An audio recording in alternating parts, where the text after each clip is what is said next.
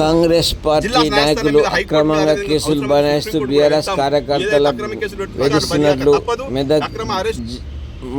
మెదక్ మాజీ ఎమ్మెల్యే పద్మా దేవేందర్ రెడ్డి ఆరోపించారు.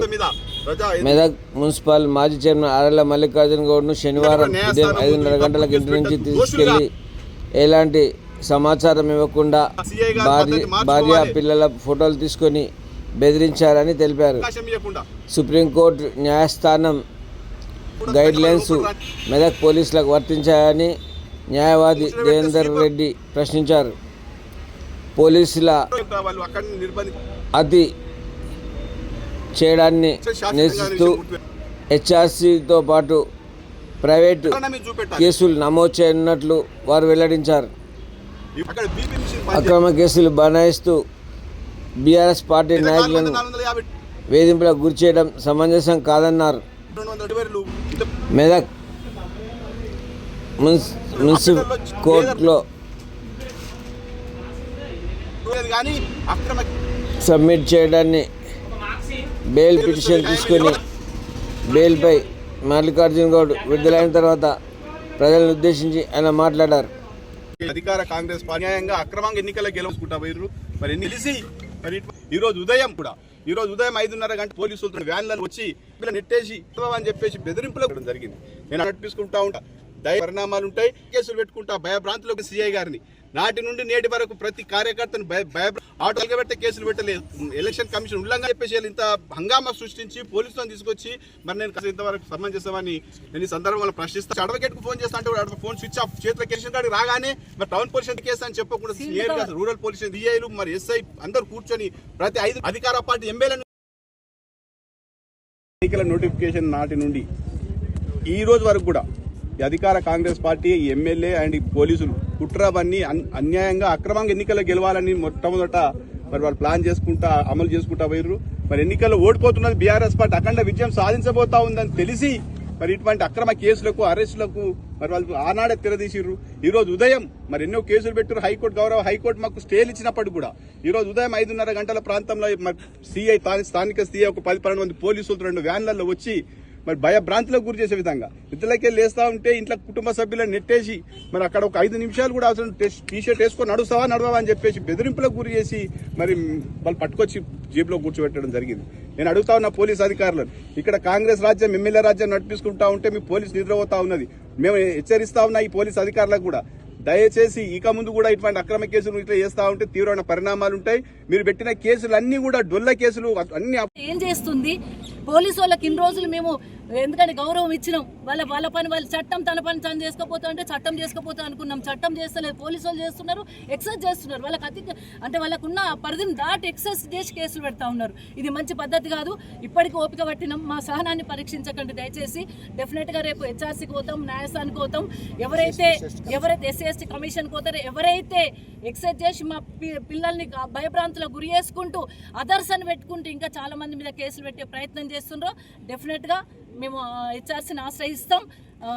న్యాయస్థానం నేషనల్ హెచ్ఆర్సీని ఆశ్రయిస్తాం, ఎస్సీ ఎస్టీ కమిషన్ ఆశ్రయిస్తాం, న్యాయస్థానానికి వెళ్తాం. ఎందుకంటే బీఆర్ఎస్ పార్టీ అనేది కేసులకు భయపడేది కాదు. ఉద్యమంలో ఎన్నో కేసులు ఎదుర్కొని అన్ని త్యాగాలను చేసి వచ్చిన వాళ్ళం కాబట్టి ఎవరు భయపడే ప్రసక్తి లేదు.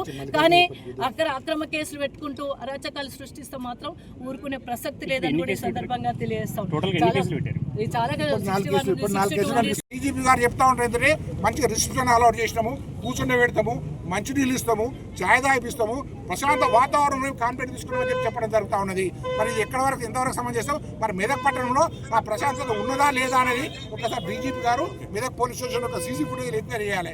ఇవాళ అదేవిధంగా మల్లికార్జున కూడా తీసుకుపోయారు. మొత్తం రిమాండ్ కేసులు ఏంటంటే మొత్తం పోలీస్ స్టేషన్ కోసం చేసినామని చెప్పారు. కానీ తీసుకుపోవాలి అసలు పోలీస్ స్టేషన్కు మెదక్లో పోలీస్ స్టేషన్కే మల్లికార్జున కూడా తీసుకొని పోలేదు. తీసుకుపోయిందంతా రూరల్ పోలీస్ స్టేషన్ తీసుకొని పోయి సీల్డ్ కవర్లో మాకు ఏదైనా రిమాండ్ చేసి పంపించేసారు. అంటే ఈ విధంగా ఎక్కడ పోతా ఉన్నది? ప్రజాస్వామ్యమేనా? ఈ విధంగా ఎప్పుడైనా మెదక్ పట్టణంలో గత 50 సంవత్సరాల నుంచి ఎన్నో ఎన్నికలు చూసారు, ఎన్నో ఎన్నికల్లో ప్రశాంత వాతావరణం నడిచినాయి. కానీ ఇటువంటి వాతావరణం జరగలేదు కనుక ఇది పోలీస్ దాష్టికం బాగా నడుస్తూ ఉన్నది. అది కాంగ్రెస్ పార్టీ కార్యకర్తలుగా వాళ్ళు పనిచేస్తూ ఉన్నారు. దీని అందరూ కూడా మెదక్ ప్రజలు గమనించాలని చెప్పేసి మీడియా ద్వారా మెదక్ ప్రజలందరికీ విజ్ఞప్తి చేస్తూ ఉన్నారు. పోలీసులాగా వ్యవహరిస్తలేరు. ఈరోజు పోలీసు వాళ్ళు అందరూ కూడా కాంగ్రెస్ నాయకుల్లాగా వ్యవహరిస్తూ ఉన్నారు.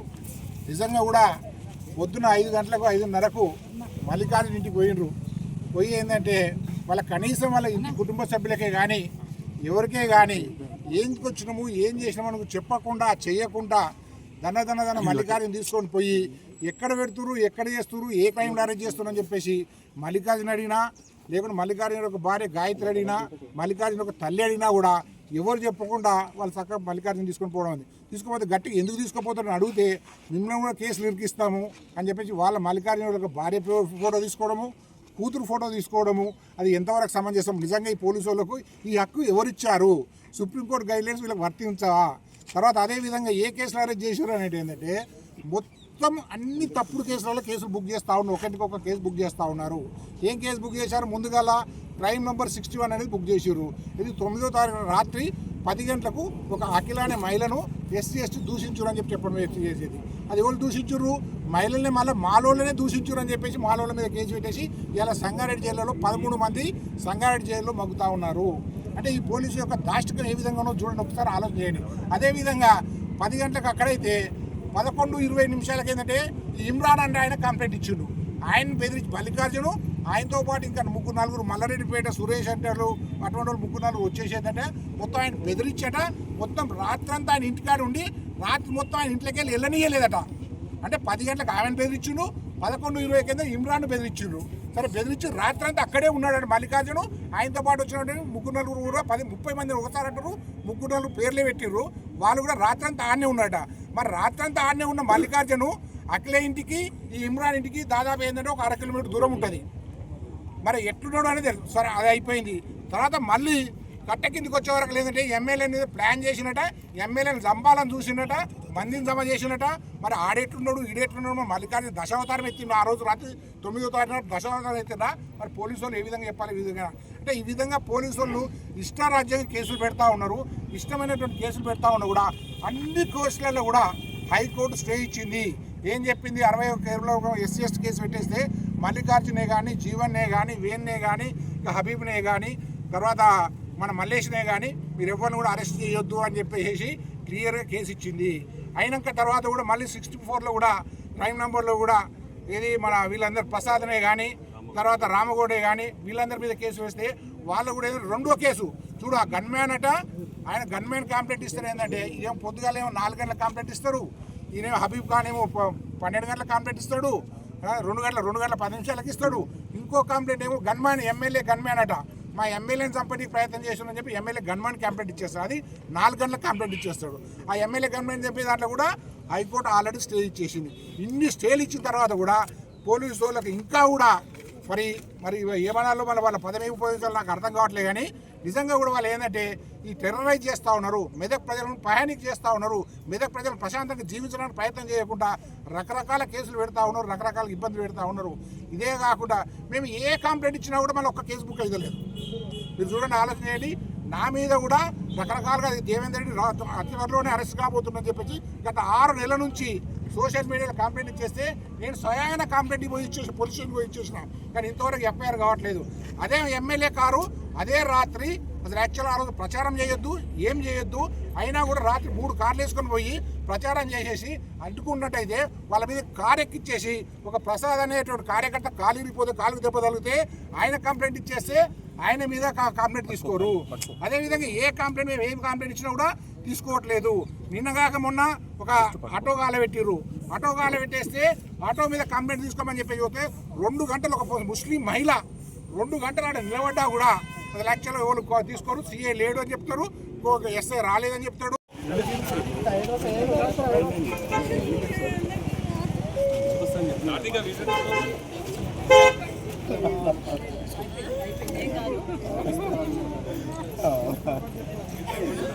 అమ్మా మా ఇండ్ల కలుసుకుందాం,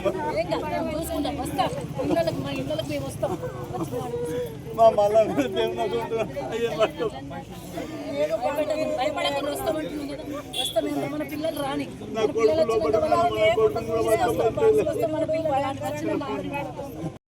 మెదక్ ప్రాంత ప్రజలు భయపడే విధంగా గందరగోళం జరిగింది. ఎన్నికలు అనేది సజావుగా జరగలేదు. ఎన్నికలు అనేది కోడ్ ఉల్లంఘన జరిగింది.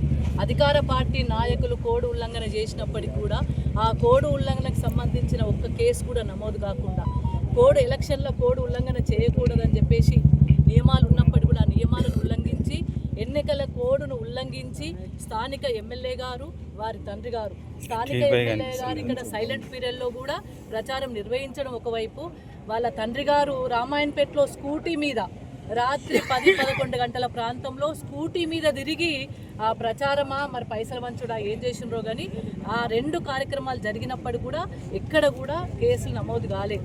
సైలెంట్ పీరియడ్లో ఒకవైపు తిరగడము, ప్రచారం చేయడము, పైసలు వంచడం ఒకవైపు అయితే, రెండో వైపు పోలింగ్ స్టేషన్లోకి ప్రజాప్రతినిధులుగా అక్కడ ఓటే ఉన్నోళ్ళు తప్ప వేరే వాళ్ళు వెళ్ళడానికి లేదు. అయినప్పటికీ కూడా ఇక్కడ ఎమ్మెల్యే గారు వెళ్ళి అక్కడ బెదిరించినప్పటికీ కూడా ఆ సీసీ ఫుటేజ్ల కోసం కూడా మేము ఎలక్షన్ కమిషన్కి రాయడం జరిగింది. డెఫినెట్గా ఆ సీసీ ఫుటేజ్లు తెప్పించుకుంటున్నాం. ఆ ఎలక్షన్ పోలింగ్ స్టేషన్లో కూడా వెళ్ళి అక్కడ కూడా ఉల్లంఘన జరిగింది. కానీ కోడ్ ఉల్లంఘన జరుగుతుందని పదే చెప్పినప్పటికీ కూడా కోడ్ ఉల్లంఘన కేసులు లేవు, బెదిరించిన కేసులు లేవు. కేవలం బీఆర్ఎస్ నాయకుల పట్ల అమానుషంగా ప్రవర్తించి బీఆర్ఎస్ నాయకుల మీద కేసులు పెట్టడం జరుగుతూ ఉంది. ఎన్ని కేసులు పెట్టినా న్యాయం మీద మాకు గౌరవం ఉంది కాబట్టి కేసులకు భయపడేది లేదు. మీరు అక్రమ కేసులు పెడుతున్నారు, ఆ కేసులన్నిటికీ కూడా మేము న్యాయస్థానానికి వెళ్తామని న్యాయస్థానానికి ఆశ్రయిస్తే న్యాయస్థానం అన్నింటిలో కూడా యాంటిసిపేటరీ బెయిల్ ఇవ్వడం జరిగింది. చాలా చోట్ల కూడా ఇప్పటికీ కూడా మీరు రిమైండ్ చేసిన 13 మంది ఇంకా సంగారెడ్డి కేసు జైల్లోనే ఉన్నారు. వాళ్ళను కూడా మేము పరామర్శించడం జరిగింది. అక్కడ కూడా అంటే ఎమ్మెల్యే గారు అక్కడికి వెళ్ళకూడదని ఉన్నప్పటికీ కూడా సైలెంట్ పీరియడ్లో అక్కడికి వెళ్ళి అక్కడ కావాలని రెచ్చగొట్టి మా 2 పిల్లల మీదకి కారు ఎక్కించి అక్కడ దెబ్బ తాకిందంటే కూడా ఆ కేసు పట్టించుకోకుండా అక్కడ ఏదో జరిగినట్టుగా మళ్ళీ భయభ్రాంతులకు గురి చేసే విధంగా అందరినీ కూడా తీసుకుపోయి ఇండ్లకు పోయి వాళ్ళని తీసుకొచ్చి కాంగ్రెస్ నాయకులు ఏలు పెట్టి చూపెడితే వీళ్ళని అరెస్ట్ చేయంటే వాళ్ళని అరెస్ట్ చేసి తీసుకొచ్చి జైల్లో పెడతా ఉన్నారు. ఏం జరుగుతుంది మెదక్లో? అసలు గతంలో ఎటువంటి అరాచకాలు లేవు, ఇబ్బందికరమైన పరిస్థితులు లేవు, ప్రజలు ప్రశాంతంగా ఉండేవాళ్ళు. కానీ ఈరోజు అదర్స్ అని పెట్టుకుంటూ 23 మంది ఒకసారి అనౌన్స్ చేసిండ్రు, డిఎస్పీ గారు ప్రెస్ నోట్ ఇచ్చిండ్రు. అయినప్పటికీ కూడా మళ్ళొకరిని తీసుకొచ్చి పోలీస్ స్టేషన్లో ఉంచడం, భయభ్రాంతులకు గురి చేయడం అంటే ఏం జరుగుతుంది అసలు? ఒక న్యాయస్థానం మీద గౌరవం ఉంది కాబట్టి ఈరోజు న్యాయమే గెలుస్తుంది కాబట్టి న్యాయస్థానాలను ఆశ్రయించాల్సి వస్తుంది. అంటే ప్రతి సామాన్య పౌరుడు కూడా ప్రతిసారి న్యాయస్థానానికి వెళ్ళాల్సిన పరిస్థితిని తీసుకొస్తున్నారు ఈ పోలీసు వాళ్ళు. మరి పోలీసు వాళ్ళు కాంగ్రెస్ నాయకుల కంటే ఎక్కువ ఆ పార్టీకి పనిచేస్తూ ఉన్నారు. పోలీస్ స్టేషన్లు అంటే కాంగ్రెస్ పార్టీ స్టేషన్ల లాగానే ఉంటున్నాయి తప్ప మరి మున్సిపాల్కి వెళ్తే కూడా మున్సిపల్ ఎలక్షన్ జరుగుతుంటుంది ఓవైపు, నేను మా బీఫామ్ ఇవ్వడానికి వెళ్తే కాంగ్రెస్ నాయకులే కూర్చొని ఉన్నారు ఆడ. అరే కాంగ్రెస్ నాయకులకు ఎక్కడ పోయినా కాంగ్రెస్ నాయకులే ఉంటున్నారు, అక్కడ వాళ్ళకు కోడ్ ఉల్లంఘన లేదు, వాళ్ళకి ఎటువంటి క్రైమ్ లేదు, వాళ్ళకు వర్తిస్తలేవు కేసులు. కానీ మేము ఆటో కాల్చిందని చెప్పి తీసుకుపోయి పెట్టినా కేసు లేదు. ఇంకొకటి ఏంటంటే అక్కడ ఇంజూరీస్ చూపెట్టిన తర్వాతనే అటెంప్ట్ మర్డర్ కేసులు పెడతారు. అక్కడ ఎటువంటి ఇంజూరీస్ చూపెట్టకుండానే కేసులు పెట్టేసిండ్రు, వాళ్ళ మీద జైలుకు పంపిస్తూ ఉన్నారు. అసలు పోలీసులు 307 కింద అసలు ఏమైతుంది? 61 మరియు 64లో కూడా మేము ఆల్రెడీ యాంటిసిపేటరీ బెయిల్స్ వచ్చినాయి. వాళ్ళకు కూడా not to take any action anybody అని కూడా ఉన్నది. అయినప్పటికీ కూడా పోలీసులకు యాక్షన్ చేస్తూనే ఉన్నారు. అసలు ఏం జరుగుతుంది ఇక్కడ మెదక్లో? ఈరోజు మల్లికార్జున వాళ్ళ ఇంటికి వెళ్ళి వాళ్ళ భార్యను, వాళ్ళ అక్కడ మహిళా కానిస్టేబుల్సే లేరు, వాళ్ళ భార్యను వాళ్ళ తల్లిని నెట్టేసి ఏం జరుగుతుందండి? ఏం చేసిండ్రని అంతగానం తీసుకొచ్చి మల్లికార్జున వాళ్ళ కూతురును, ఆ చిన్నపిల్ల అమ్మాయి ఆమె, వాళ్ళ భార్య, వాళ్ళ తల్లి, ఆ పేషెంట్ ఆమె, వాళ్ళ తల్లికి ఏమన్నా అయితే ఎవరు బాధ్యులు? ఇంటికి వెళ్ళి వాళ్ళను నూకేసి నెట్టేసి నేను తీసుకొచ్చేంత క్రైమ్ ఏం జరిగిందండి? ఏం జరిగిందని వాళ్ళు పట్టుకొచ్చిన మల్లికార్జున? అంతమంది పోలీసులు ఏం పహారా కాస్తున్నారు మెదక్లా ప్రశాంతంగా ఉండి మెదకును పహారా కాస్తున్నారు పోలీసు వాళ్ళు. 100 మంది పోలీసు వాళ్ళు ఇక్కడికి వస్తే కోర్టుకు వస్తే స్పెషల్ టీములను తెప్పించుకున్నారు. మెదక్ ప్రజలకు తెలుసు కాబట్టి మొన్న మాకు ప్రజలు మద్దతు ఇచ్చిండ్రు, బీఆర్ఎస్ పార్టీకి మద్దతు ఇచ్చిండ్రు. ఆ కక్ష కూడా జరుగుతూ ఉన్నది. ఇప్పుడు బీఆర్ఎస్ పార్టీకి మద్దతు దొరుకుతుందనే ఆ కక్ష సాధింపు చర్యలు ఇవన్నీ కూడా రాజకీయ కక్షలో భాగమే. రాజకీయ కక్షలే కేసులు పెడతా ఉన్నారు, బీఆర్ఎస్ పార్టీ వాళ్ళ మీద కేసులు పెడతా ఉన్నారు. అక్కడ రేవంత్ రెడ్డి ఆ విధంగానే చేస్తూ ఉన్నారు, అదే పంతాలో ఇక్కడ ఉన్న శాసనసభ్యులు కూడా అదే విధానంగా పోతూ ఉన్నారు. పోలీసులకు కూడా మరి తెలియాలి కదా ఎక్కడ న్యాయమో, ఎక్కడ పోలీసు, ఎక్కడ కేసు, వాళ్ళ యొక్క చట్టం వాళ్ళ పరిధిలో ఉన్నంత వరకు వాళ్ళ కేసు ఏంది, ఎక్కడ కేసు చేయొచ్చు, ఎక్కడ కేసు చేయరాదు అనేది పోలీసు వాళ్ళకి తెలియాలి కదా. పోలీసులు కూడా వాళ్ళ చట్టాన్ని అతిక్రమించి అంటే ఎక్సెస్ పోయి కేసులు పెడతా ఉన్నారు.